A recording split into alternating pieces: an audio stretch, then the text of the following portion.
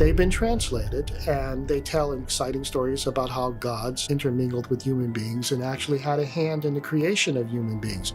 AI has just translated ancient Sumerian tablets, and the results are terrifying. Buried in those clay lines was a version of human history that tears apart everything we've been taught. It points to an origin story we were never meant to see, one hidden for thousands of years. And now that it has been exposed, nothing about where we came from can ever be taken for granted again. The tablets that time locked away. For more than a century, archaeologists uncovered thousands of Sumerian texts from the ruins of Ur, Eridu, and Nippur. Sumerian tablets are probably one of the oldest form of written record that we have. Many were broken into fragments, while others sat untouched in museum storage rooms, untranslated, mislabeled, or forgotten. Cuneiform, the world's oldest known writing system, was notoriously difficult to work with. Its symbols could shift in meaning depending on context, and many of its words had no modern equivalent. Even when the signs were legible, the grammar often made little sense. Generations of scholars spent entire careers translating only fragments, never managing to piece together a full picture. Because of this, the world never saw the story in its entirety. That changed in 2025. Machine learning models, trained on thousands of cuneiform inscriptions, were released to researchers. These models did more than translate signs.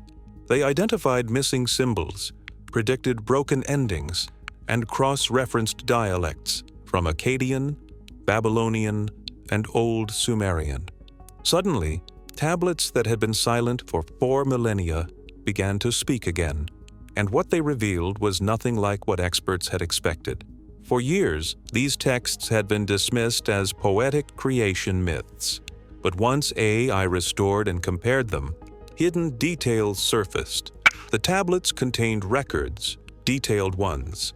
They described labor systems, classifications of people, and procedures involving blood, clay, and purpose.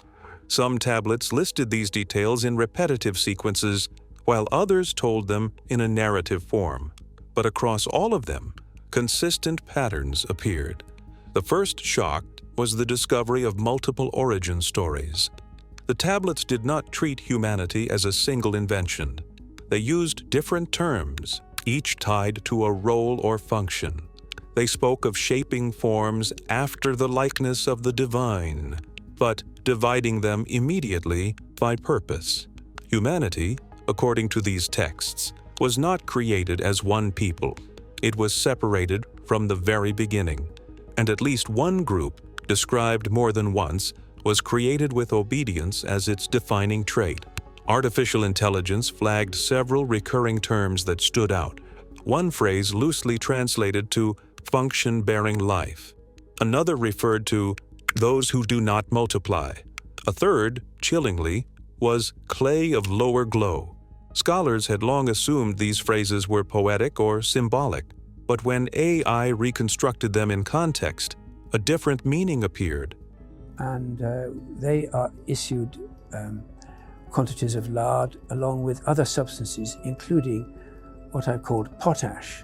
Some researchers now believe these lines describe early humans engineered without the ability to reproduce.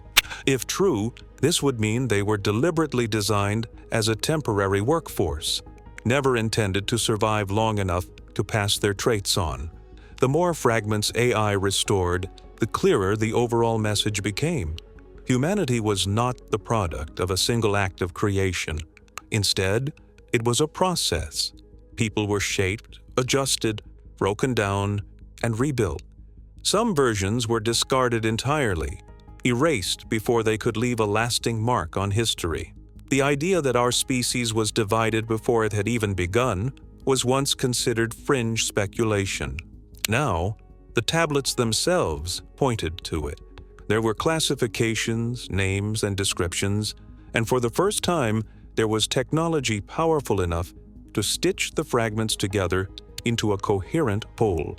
AI had not invented these ideas, it had revealed them. It turned scattered myths into something closer to a blueprint. And that blueprint did more than describe how humans were created. It outlined, with unsettling clarity, what they were created to do. Humans were created, but not as one species. The myth was always simple. Gods made man from clay.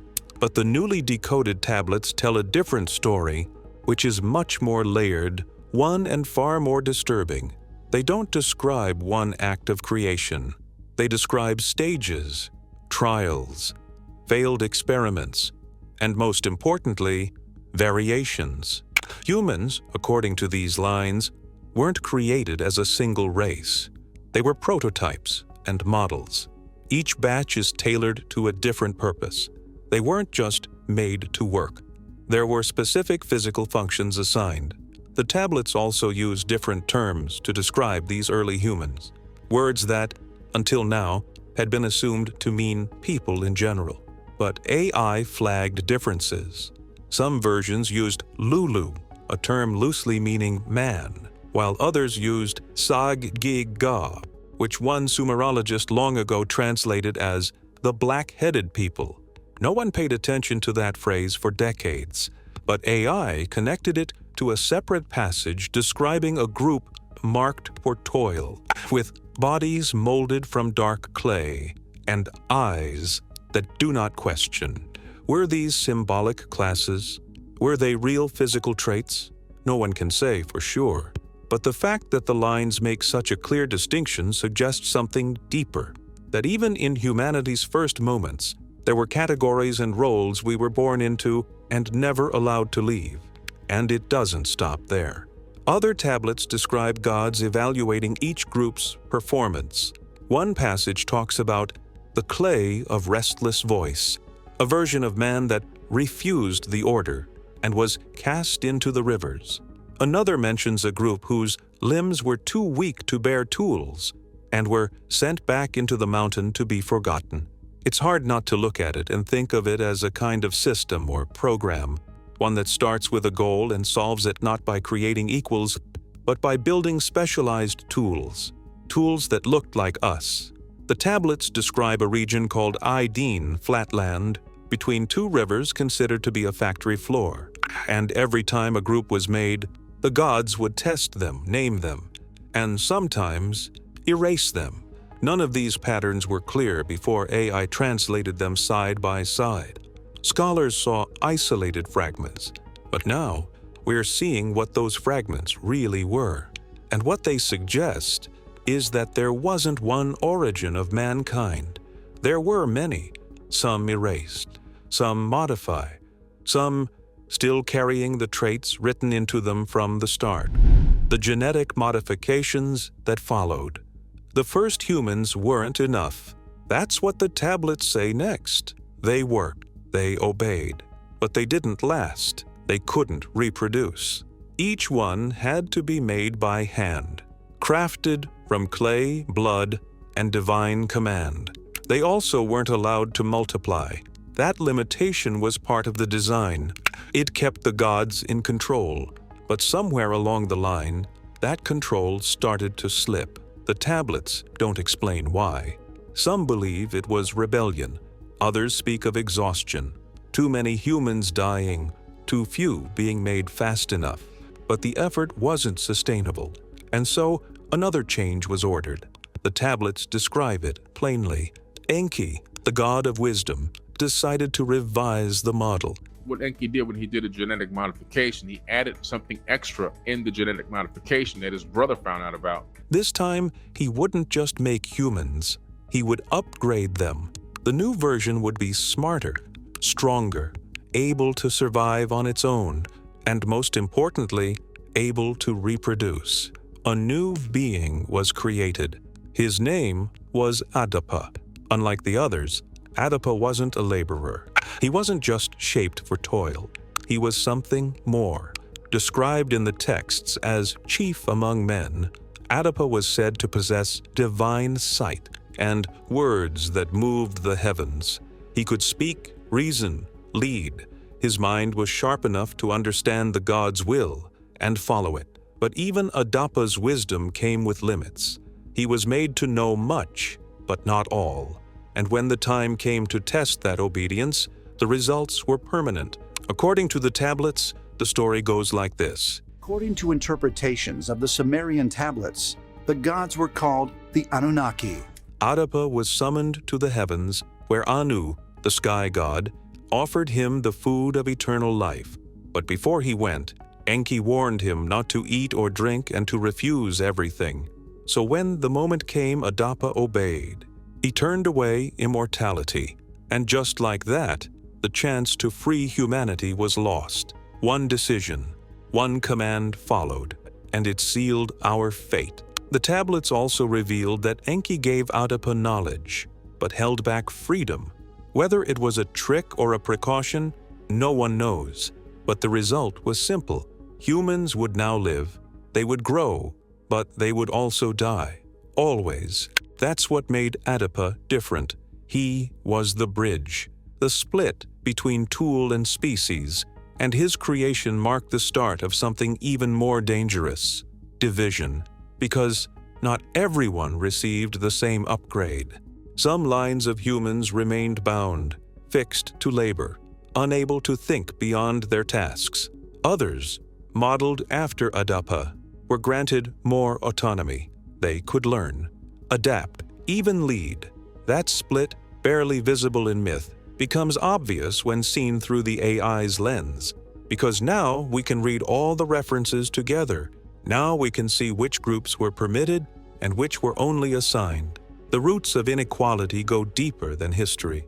They go back to the first decisions not to give everyone the same chance. And those decisions would soon spark a war, not just between humans and gods, but between the gods themselves. Anunnaki divisions, control versus freedom. Not all gods agreed on what humans should become. The Sumerian texts don't hide this part. They say clearly that there was a divide, a deep disagreement about whether humanity should stay bound to the task it was created for or be allowed to grow beyond it. On one side stood Enki, the same god who created Adapa, the one who gave humans reproduction, wisdom, and speech. Enki saw potential. He saw a species that could think, adapt, evolve. In some texts, he's even called Father of Humanity. His version of creation wasn't perfect, but it was merciful. On the other side stood Enlil. In the vast pantheon of ancient Sumerian deities, Enlil stood as a colossal figure embodying power and authority. The commander of divine order, the master of decrees, the god who demanded obedience above all else. Where Enki saw tools that could learn, Enlil saw chaos waiting to happen. He didn't trust humans, he didn't want them to grow, and he hated what Enki had done. The texts describe Enlil's anger as immediate and absolute. To Enlil, the humans were rebellious. They, humans, were breaking the design, disrupting the order, and Enki, in his eyes, had gone too far. So the gods began to divide. Some sided with Enki, quietly encouraging the growth of human knowledge. Others stayed loyal to Enlil, calling for restrictions, resets, and punishment. The result was a split, not just in heaven, but on earth. Some humans were guided in dreams, taught secrets of stars and seeds, and given gifts of writing, counting, metalwork. Others were suppressed, forced back into labor. Their lineages kept simple, silent, controlled. AI translations show striking differences in how early groups were treated. In one region, humans were described as keepers of the grain and makers of laws. In another, as those without name workers whose history was erased the moment they were born. This was controlled development and scripted inequality, and it was driven by a divine rift that only grew wider. At its peak, the tablets describe a breaking point. Enlil, furious that humans had continued to grow in numbers and skill, made a final decision to erase them through the Great Flood. Enlil's flood wasn't about cleansing the earth. Enlil wanted to destroy humanity. He decided to send a massive flood to wipe everything out. It was about ending a project gone too far. erasing what he saw as a failure and resetting the order. But again, Enki intervened. He found a man and warned him. That man, known to later stories as Ziusudra, Utnapishtim, or Noah, became the last link in the human chain. Enki didn't save everyone. He couldn't, but he saved enough. Enough to carry the line forward and preserve the version of humanity he believed in. But the war didn't end. It only changed shape. Advanced tech in the wrong hands. The stories of creation were strange enough, but what came next was something else entirely. Deep in the tablets, tucked between creation hymns and divine lineages, were lines that didn't read like myths at all. They read like records and logs, descriptions of tools, materials, and systems that made no sense for their time. And now, with the help of AI, those lines are finally readable, and they're raising questions no one can fully answer. How could a civilization from 5,000 years ago describe flight? How could they know how metals react to heat? How could they speak of energy so bright it turned day into fire? One passage describes vehicles with wings of wood and metal roaring across the sky, guided not by wind, but by fire from within. Another speaks of a liquid metal sealed within a belly of heat, moved by pulse and thunder. For years, those phrases were dismissed as poetry, but when read side by side, AI recognized a pattern, specific parts mentioned again and again: wings, containers, heat, propulsion, thunder. The texts never said these devices were imagined. They said they were given by the gods, not to everyone, but to those considered worthy, those loyal to divine order, those who had proven themselves useful. Knowledge, according to the Sumerian tablets, wasn't discovered. It was distributed and then weaponized. AI flagged a cluster of lines describing a light that burned the earth and left no flesh behind.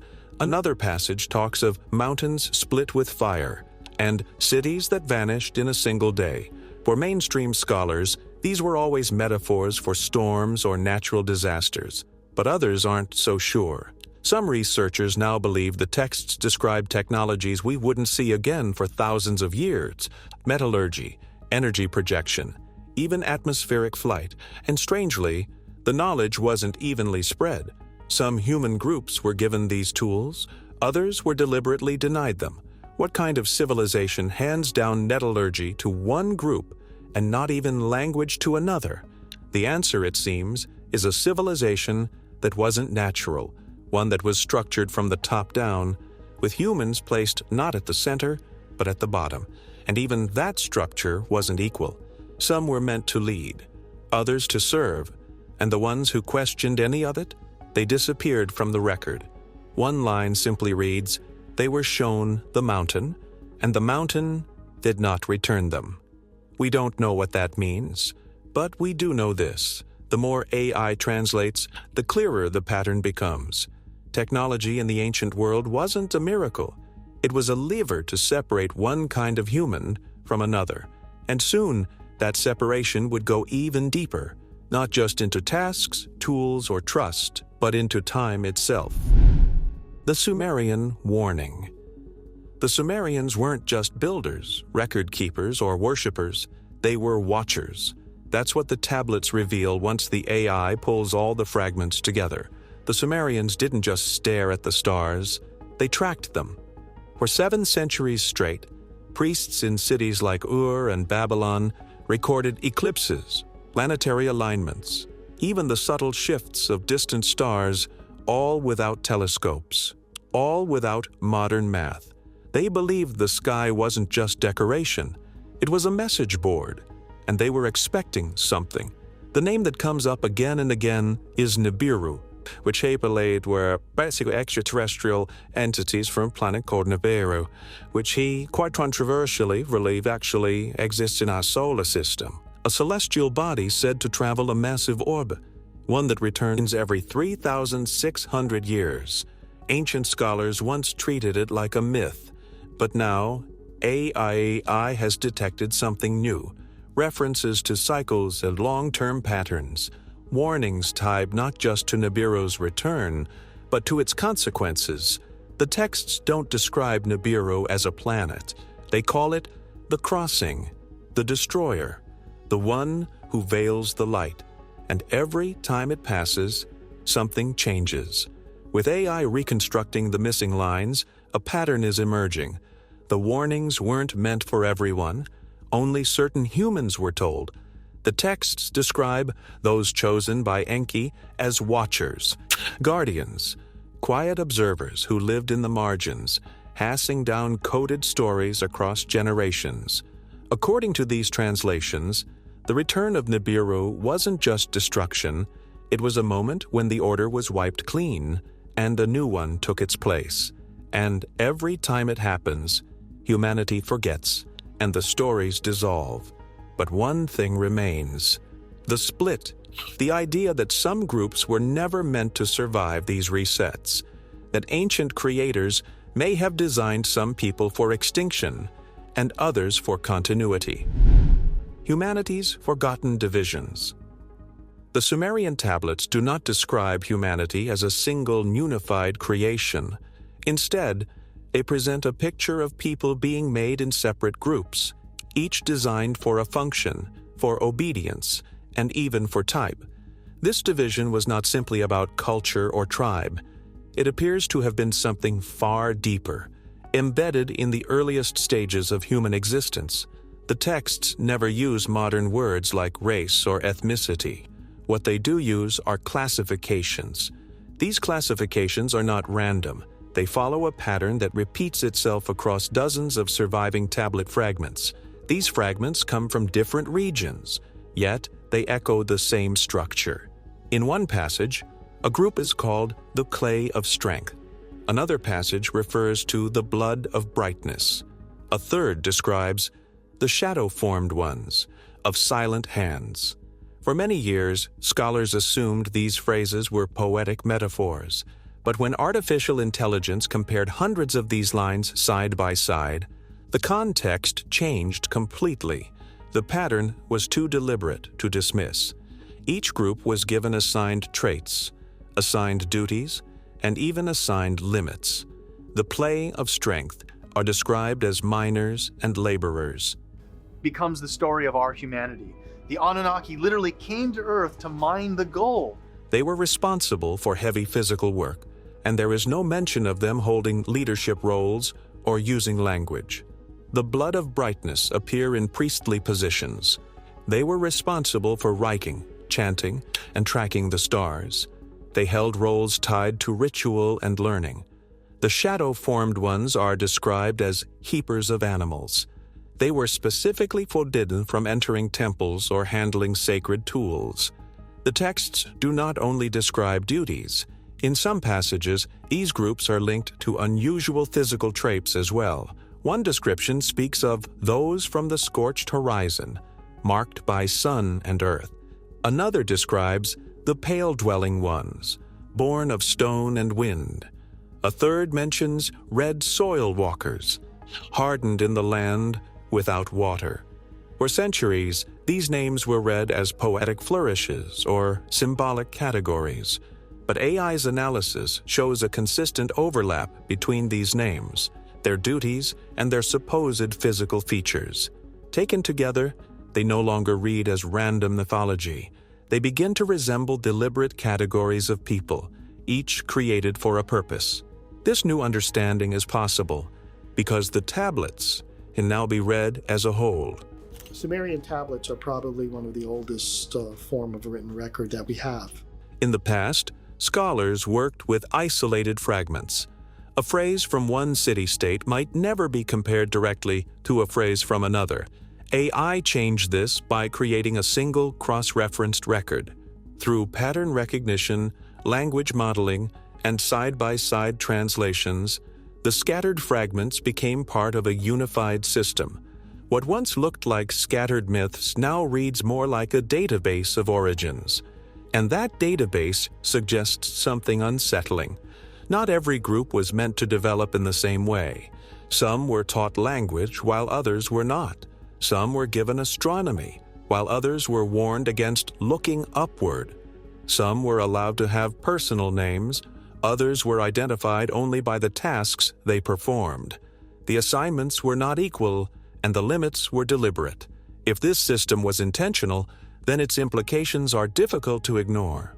The foundation of what we now think of as race may not be the result of migration, mutation, or chance. It may instead trace back to a structured system of control, one that began long before recorded history. Artificial intelligence did not invent this idea. It only uncovered the patterns that had always been there in the tablets. What we're looking at here is a Sumerian tablet that actually shows the Tree of Life. And those patterns suggest that humanity's divisions did not begin with borders, tribes, or wars. They began with orchestration and assignments. They began with deliberate choices made at the very start of human existence. And those choices, written into the earliest records, point to a conclusion that is difficult to escape. The hands that shape the first of us may have never intended us to be equal. The AI era begins. We were never supposed to see the full story. For thousands of years, the tablets sat half-buried in ruins. Those who found them couldn't read them. Those who read them couldn't finish them. And those who finished them could never put the pieces together. Until now. But who was this information meant for? Why was it buried?